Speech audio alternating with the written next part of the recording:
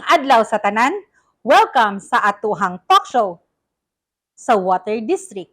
Yes, dinhi lamang sa Cagayan de Oro City Water District official Facebook page kung diin makauban nato og mahinabi ang pipila ka mga key personnel sa Water District aron maipaabot sa inyo atong mga katubig ang mga plans and programs, advisories and water interruptions ug uban pang mga impormasyon kabahin sa atong panubig. And now, mga katubig, without further ado, sure ko nga interesado na gid mo makabalo kung unsa ang mga latest update ani ang much talk about nga Kobe and Water District issue. Ania karon atong hinabion ang General Manager sa Cagayan de Oro City Water District aron malamdagan ta kung unsa gid ni ang issue kabahin sa Kobe. Please help me welcome CAUD's 5th General Manager, Engineer Antonio B. Young. Sir, maayong adlaw. Maayong adlaw diha, Mayet. Maayong adlaw pod sa tanan. Welcome back sa atohang monthly talk show dinhi sa Water District. Ang imuhang pagpanumbaya sa atohang mga gapamati, sir? So sa tanan nato mga konsumante sa Cagayan de Oro City Water District, ang atong pagpanimbaya kaninyo o ginaot nga anak mo sa mayong kahimtang. Sir, salamat. Before ta magsugod, pwede ba ka makahatag og maski hamubo lang nga kanang background kung unsa gid ni ang nganong giabota sa inani sa kaning issue sa Kobe ug Water District? So ang Kobe nag-start na siya dito sa 2018, no? First na sila nag-deliver is a joint venture for bulk water supply sa Water District lugar. So wala pa man tay na agian nga mga pagsulay or challenges from 2018 up to 2020. Dayon dinhin siya nag-start sa 2021 kung diin ang Kobe nag-notify sila nga they will be imposing a rate increase sa bulk water supply nila kanato from 1660 to 20.57 pesos per cubic meter. So difference na siya of 397. Ug madumduman na to nga during ana nga time that's COVID-19, no? Pandemic na siya, affected tanan ang kalibutan, dili lang ang Cagayan de Oro. So mo ang rason nga ang atong board of directors during that time in 2021 nagpasa sila resolution invoking force majeure kay naaman na siya sa contract god, na siya sa contract sa bulk water supply agreement ang mga force majeure events. So ilang gi-invoke and wala nila gi-recognize ang maong increase. So mao nga sa atong book of accounts, wala ta nag-recognize ana o wala sad ta nagbayad sa maong increase, but we continually paying the 1660 mo nang gitawag nga undisputed amount. Okay. So unsa magid ning ginasingil sa COVID dinhi sa CAUD, sir, na kining 426 million? Unsa ang ilang kuban ani? Utang bagid ni sa CAUD or kanang in previous interview man god na mention nimo nga, and I quote, walay utang ang Water District sa Kobe. Kanang pwede ba nimo ni siya ma-elaborate, sir, kanang para ma-explain nato para sa atong mga katubig kung unsa gid ning buti pasabot sa walay utang ang Water District sa Kobe? Okay, so salamat niya na, no. So ako yung klaruhon og balikon nako para sa atong mga katubig nga ang Cagayan de Oro City Water District walay utang sa Kobe or Cagayan de Oro Bulk Water Supply Incorporated. Tungod kay ni adtong year 2021 sa ako nang ipamulong na nag-invoke man og force majeure ang atong board of directors ug wala gi-acknowledge ang kaning maong increase. So wala ka na nahisulat dito sa atong book of accounts nga kana siya sa year 2021, year 2022 ug year 2023 wala na hisulat nga natay payables to Kobe. So wala even sa atong notes to financial statements wala gyapon siya nakabutang kay ang atong gabayaran ang mauman ang katong 1660 katong undisputed amount. So we are continually paying Kobe at 1660 kay wala gi-acknowledge kay lagi pandemic man atong panahon na. Okay, yes sir. So nag-mention man ka og kanang force majeure. Kanang pwede ba nimo ma-elaborate gamay, sir, kung unsay buti pasabot aning force majeure kung kanang hantod kanu sa daman kung nag-invoke ta ani adtong pandemic until when man pud ni siya? So ang force majeure mao ni siya ang kanang mga events bitaw mga unforeseen nga mga events nga nag-prevent sa imo para ma-perform nimo ang imong matagna nga mahitabo sa mga lugar sa kanang naay mga kalamidad nga napektahan ang imuhang operasyon sama sa pandemic kay kato siya grabe man gito kay wala man gito na to unahuna na anticipate, no? So tanan tibuok kalibutan to na apektahan gid adto nga para maka-perform ka sa imuhang kung unsa man ang nahisulat didto sa kontrata. So katunga time nag-invoke lagi ang atong board of directors, and at the same time nasad to'y bayanihan act nga katong Hilas 1 Act nga nag-prevent sa tanan nga mag-increase, mag-charge of penalty, mag-collect and everything tungod lagi kay nakasabot sa giagian nga kalisod. Daghan magani kay nanira ana nga mga patigayon, no, kay Yes, sir. during that time very affected sa maong kuan. So sa akong pagkadulungan na lift ang maong kaning state of national emergency or health emergency sa mga diha sa tunga-tunga nga tuig sa 2023, 2023. last year. no. So wala lang gyapon lugar nato ma-resolve ang issue or wala pa lang gyapon nato makuan ang kaning sakubi nga kuan kay wala man ma-resolve ang issue katong bahin sa pag-invoke sa force majeure sa atong board of directors. So dili pa ta maka-move forward, mao na nga until now status ko lang kung unsa atong gabayaran sa 2018 up to 2020, mao lang gyapon atong gabayaran sa ila nga 1660. So status ko bali lugar. Status ko. So buot lugar pasabot sir nga sa pag-invoke na to og kanang force majeure, padayon gihapon ta og bayad sa kanang gina-deliver sa COVID sa atoa sa katong rate nga katong original nga rate. Correct, kanang sa original nga rate, no. So ga-deliver sila og 80,000 cubic meters per day. So gabayad kita at 1660. So that's about mga 40 million a month ang atong bayad sa ila gikan kana sa atong mga collections, no, sa atong monthly collection sa atong mga konsumante. So kining 426 million mura ni siya og na-accumulate lugar ni siya nga katong excess bali sir sa katong ilahang gina-charge sa atoa. Correct, mo na siya ang price difference, no, kay kung imong kwentahon ang 20.57 minus 1660, that's about 3.97 pesos per cubic meter nga diferensya. So kung i-multiply nimo na siya sa ilang ga-i-deliver nga volume of tubig sa kada adlaw, that's 80,000 cubic meters per day. I-multiply nimo sa 365 days sa usa ka tuig, unya i-multiply nimo og tulo ka tuig kay year 2021 man to siya nag-start up to year 2023.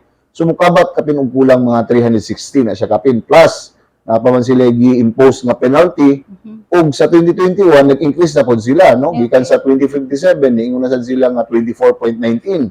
So kato na pong diferensya, wala man gyapon nato to siya gi-acknowledge kay wala pa lagi na resolve ang issue sa katong about sa pag-increase gikan sa 2021. Price increase. So mao to siya mukabat more or less kana sa ilahang ga-i-claim nga kuno atong kulang nga pagbayad sa ila. Okay. So sir, kung consistent man gid ay nga gabayad ang water district ngadto sa Kobe sa kanang gina-deliver sa ato nga bulk water supply, asa pud na gakuhaon sa water district sir kana nga kantidad nga dili man sad na siya gamay-gamay nga kantidad pod sir, no? Yeah, maayo kay napangutanan na nimo, no, kay kaning atong monthly nga to nga collection gikan lugar sa bayad sa atong mga konsumante, more man pod kana atong gagamiton sa atong monthly nato nga mga expenses. So part ni ana sa atong collection sa gipangbayad sa atong mga concessionaires is katong 40 million nga atong gibayad sa more or less 40 million nga atong gibayad sa Kobe. So binulan kita gabayad ni ana kanila. Then of course diha pa nato gakwaon ang atong sweldo, diha pa nato gakwaon ang atong bayad sa kuryente, sa atong fuel, Operational cost. operational cost ug uban pa. So kung naa man gani masumra ni ana, mo din kana atong gamiton sa atong pag develop sa atong network. Okay. So, Sir Ton, kay funds man di ay sa water district is giklaro man nato karon nga gikan di ay ni sa bayad sa katawhan sa atong mga konsumante. Ug ang water district kay considering nga government-owned and controlled corporation man siya, buti pasabot ano siya, wala tay pundo nga gakadawat gikan sa local government or even sa national government. Correct. So, sir, asa man sa baliga ka paingon ang kanang ang kaning kwarta aside bali sa kanang pambayad sa katong mga kuan, apil ba ani ang kanang mga improvements? Yes, so sa ako nang kuan lugar, no, nga kaning atong monthly nato nga collections kaning bill lugar, no, kanang monthly bill nga kapamayaran sa atong mga concessionaires. So kana tanan ang atong collection sa usa ka bulan, diha po nato kwaon ang atong mga expenses kay sa imo na laging giisulti sa unahan nga wala man tay kanang subsidy or wala tay budget gikan sa national government kanang Yes, sir. atong General Appropriations Act lugar, no, wala ta dinha. So ga-rely lang gid kita solely sa atong unsa atong makolek kada bulan, mo po atong gamiton pagbayad sa atong mga suppliers. Usa na ang kubi kay Yes. supplier man siya, bulk water supplier. So gabayad kita og 40 million per month sa ila, no, more or less. Dayon, of course, ang other dayon nato nga mga suppliers, ang atong electricity kay dako gyapon kay na siya, but about mga 20 million. Ang ato ding fuel, ang atong sweldo, ug uban pa nga mga suppliers kana sa atong mga gagamiton sa atong water meters, mga fittings, pipes and everything. So Okay. kung naay mga sobra, dihara po nato gamiton dayon ang atong kanang sobra atong gamiton sa atong mga development programs. Okay. O diha ta kana atong gitawag nga capital expenditures. Okay, salamat kayo Sir Tono. Kanang balik ta sa kanang COVID nga issue sir. Kanang if we may recall kanang ikaupat naman ta nakadawat og kanang demand letter gikan sa COVID og kanang ga-demand sila og payment nga kini laging 426 million og in such letters, di ba, naa man gid to ang katong bahad. Klaro man gid kaayo didto nga if dili ta makabayad, ilatang putlan tapos nato specific nga period nga ilahang gihatag. Sa karon nga panahon na sir kanang mao man ni ang rason nga murag nagkayagaw na ang kining mga atong mga konsumante, ang nagkalailahi na ang mga opinion, mga apprehensions niya, ang even galing ang lokal nga pagagamhanan na alarma na pod. So ang akong pangutana sir is unsa man ang mga lakang sa water district niini. I understand nga adtong March 21 is nag-Zoom meeting man mo with Kobe. Kato nga, during adto nga Zoom meeting, sir, kanang naabay na kabot nga kanang pagkasinabot adto, naabay solusyon nga atong na-achieve adto? So, bahin ni ana no kay korekta nga natong giaging Marso 21 adunay Zoom meeting kay piki naman to nga panahon. So, nag-Zoom na lang ang atong discussion with So, dili Kobe. face-to-face, wala Dili sa face-to-face, no. Initial pa man sadto siya. So, during that discussion, gilay down lang nato ang unsa nga atong gusto ug ilang gusto, and in fact na naman sa tayo gi-submit sa ilang nga mga proposed amendments kay atong gipa sabot gyud lugar sa ilang nga wala man tay intention of anything nga atong i-terminate ang mga contract. We want nga mag-continue ang atong partnership up to 30 years, and since kamana man natong intention kinahanglan magsuportahay ug maglisod man ta pag comply sa atong contractual obligation, so kinahanglan nato i-amend lugar. So ningon sila nga kanang ila pa lugar pagatun-an og maayo ang mao nga proposals, kanang proposed amendments, and at the same time ilang i-discuss with their management and come up with a official reply kana gyud lang nakasulat, dili lang verbal. So official reply, and nagsabot kami nga pag i-explore ang other possibilities kung unsaon lugar sa kay ato manggunggi pa klaro gud sa ilang nga ang wala may problema lugar ang pagbayad, dili man question ang pagbayad. Nga to ra mang gi question is ang legalidad, kay wala man tay legal basis, kay wala lagi siya nahisulat dito sa atong book of accounts nga utang. Unya, remember kani sila tanan na-audit na ni siya sa COA. Yes, sir. No? So kung bayaran lugar na siya, kay karon lang kalit lang nimo i-acknowledge na imo bayaran, na tendency nga ang katong nagbayad nakapirma dito sa check, mo ay ma-personally liable and mo ay ipag-refund unya sa COA.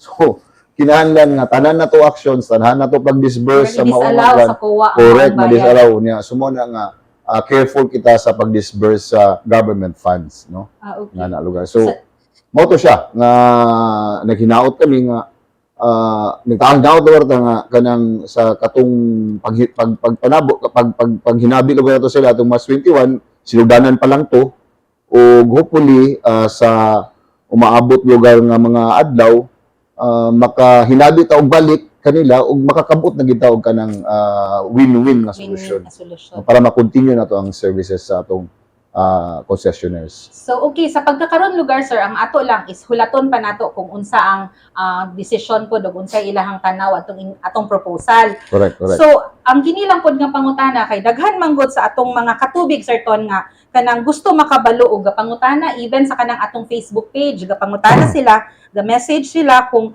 tinuod ba gyud nga maputlan taog mawad-an ta og supply gikan sa Kobe, ug kung ugani man kung mawala man gyud gani kanus kay mao man ang murag kahadlok pud baya ang mga tawo nga maputlan nya naagi maapektuhan.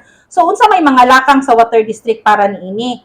unsa pod ang kanang dapat himuon sa atong mga katubig para sa on their end kabalo sila kung unsa ilang himuon, makaprepara pod sila.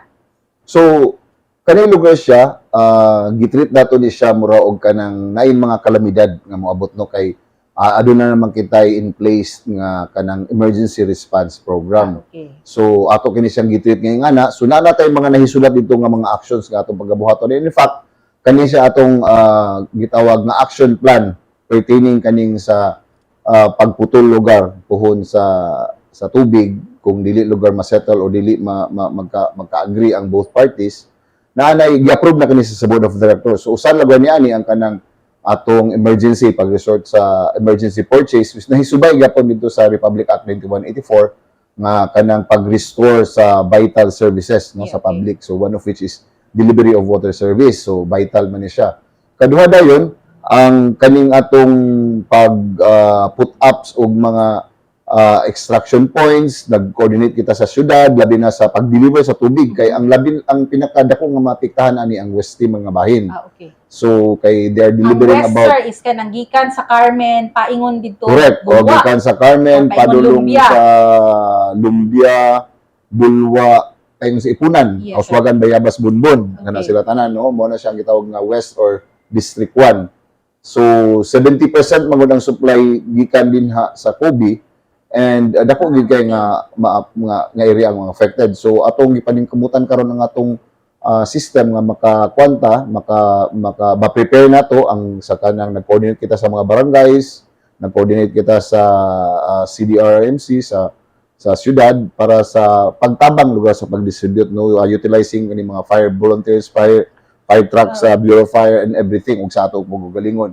So, mo na siya atong mga preparasyon nga gibuhat, istorya na kita sa mga available nga mga bulk water suppliers diri sa Cagayan de Oro nga sila makatabang maka-purchase kita kanila og tubig para mapulian no ang kanang mawala. So, nahinaot unta ta nga dili ni siya madayon no kay naa naman ta sa kabulon naman atong negotiation ang ilahang last nga letter although wala nato na-receive dito naman gi-forward nila sa City Council. Okay. Nag-ingon nga gi-extend nila Extended up to nila. April 12. Okay. So I just hope nga dili na siya moabot ang Wala nga ta punto. nakadawat ana, sir. Wala ta nakadawat but na-mention na nila dito sa during Okay. sa atong paghinabi atong March 21. So na-mention nila uluwan na madawat na-mention nila so nag-hope lang ta nga kay nagbalik naman atong negotiation sa ila nga dili na madayon. Okay. O dili na madayon. But just the same, ga-prepare lang yapon kita para sa worst scenario. Okay. Sir, naka-mention manggod ka og kanang 70% sa west nga bahin.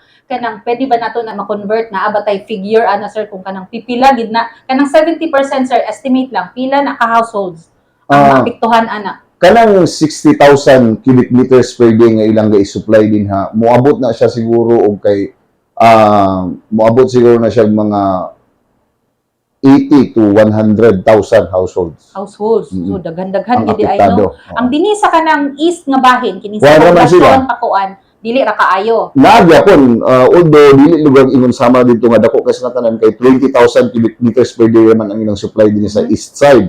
So numero 1 ana ang mawad-an dayon og tubig ang kanimang diri sa Aluba Mandumol area o kanili din sa mag-low pressure din ang Kamamanan o payong sa Lapasan. So kung 20 raman na siya, so that's about mga 30 to 40,000 households ang apektado. Okay. So salamat kaayo Sir Tono sa imuhang paghatag og higayon nga ma-explain dinhi sa atong mga katubig kung unsa ang mga panghitabo nga nakalambagitan sa panubig. Hoping and praying Sir Ton nga kanang masettle na gyud ni og matuldog ka na gyud ni nga problema. Sir, Yes. salamat kaayo. Salamat po Any last words nga imuhang i-share sa atong mga katubig? So, sa atong mga katubig, kung balikon, ang Cagayan de Oro City Water District, walay utang sa kubi, kanunay kita gabayad, pinaagi sa among gakakolekta, dinya kaninyo, kada bulan, ato kanang gabayaran sila sa about 40 million per month. So, wala kitay utang, o kanunay ang atong pag-negotiate kanila, and nangandam kita sa pinaka-worst scenario, aron nga mamitigate nato ang impact kung ilang ang padayonon ang pagputol sa tubig. Daghang salamat. Okay, daghang salamat kayo Sir Ton. There you have it mga katubig. The General Manager, Engineer Antonio B. Young. And now mga katubig, we're back to feature some of the notable comments, messages, and shoutouts as posted on our official Facebook page. From Kian Alviola and Mary Joy Escara Fernandez, as makita ninyo din sa screen, ang ilang comments on March 21 advisory on emergency leakage repair conducted in Tinaw, Agusan. Ang ilahang comment is late information. Dayon, followed by lagi, very late info. In response, mga katubig, please be informed nga ang water service interruption advisories gakapo sa atong official Facebook page, duha na siya ka klase ang hinungdan. First is ang emergency repair works ug ang scheduled nga COUD activity improvements. Busa mga katubig, atong sabton ngano ang pag-release sa water service interruption advisories dili gid siya pareho. Na ay advance, na apoy gaka-late or kanang kamulo na ginakandak ang activity aya pa ma-post. Para sa scheduled nga repair activities, syempre kay scheduled man siya, mao na siya ang gaka-post at least 2 days in advance. Pero ang emergency, sa ngalan kay emergency man siya, so ang gakahitabo gid ana, aya na siya gaka-post nga kamulo na og repair ang atuhang technical team. So maudayon na nga naanay ma-experience nga low pressure to no water atong mga affected nga areas. So aya pa dayon makita sa atuhang mga konsumante nga naa di ay repair na hitabo pero na-experience na nila ang low pressure to no water. So mao na ang reason nga nung naay late na ninyo makita ang advisory ug naay earlier siya. Hala Kol, galik lagi ng host ninyo. Ipa-repair diretso Kol para dili mausik ang tubig. El Nino ra ba daw karon? Aw, lagi ba? Magtipid tas tubig. Kining may lag. Unsa man darling? Aya na pamunyag sa mga tanong kung landong na aron dili dali mahubas ang tubig. Sayang lang unya. Aw, ikaw po darling, paggamit og balde kung magwasing ka sa imong auto. Ayaw biyae nga gasirit-sirit ang host. Mutubag man jud siya oy, di man papildi. Iagat ang tanan nga mahimong responsable sa paggamit sa tubig. Magtinabangay kita, ilabi na karong panahon sa El Nino. Kini usa ka pahinumdom gikan sa Cagayan de Oro City Water District. Mga katubig, before nato i-wrap up ang atong programa, allow us to highlight some of the activities nga gilangkuban sa Water District in celebration of the National Women's Day last March 8 and World Water Day last March 22. Watch this.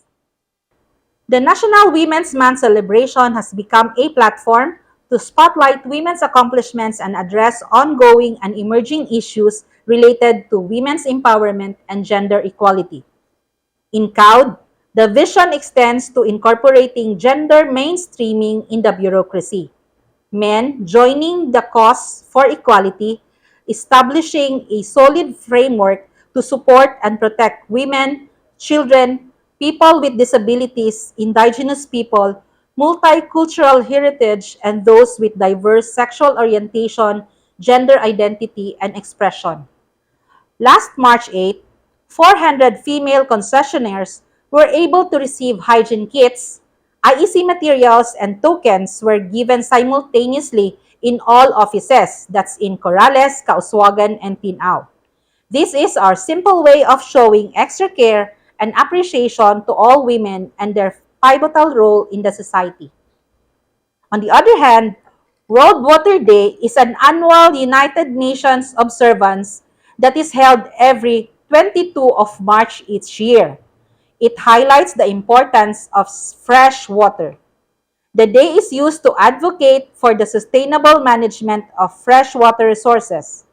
COUD, in its effort to promote this advocacy, has given 3 plastic tanks to Lumbia, Kamamanan, and Malasag Elementary School and disseminated IEC materials to its concessionaires here in Cagayan de Oro City Water District Main Office, Corrales Avenue, this city. And there you have it, mga katubig. Sa ngalan sa kinatubuk-ang puwersa sa Cagayan de Oro City Water District, nang hinaot mi nga daghan mo og natun-an sa atong hinisgutanan karong bulana. Kini lamang ang inyong host, si Nanette F. Judith. Daghan kaayong salamat sa inyong pagpaminaw o pagpamati. Hangtod sa sunod nga higayon, daghang salamat. Maayong adlaw.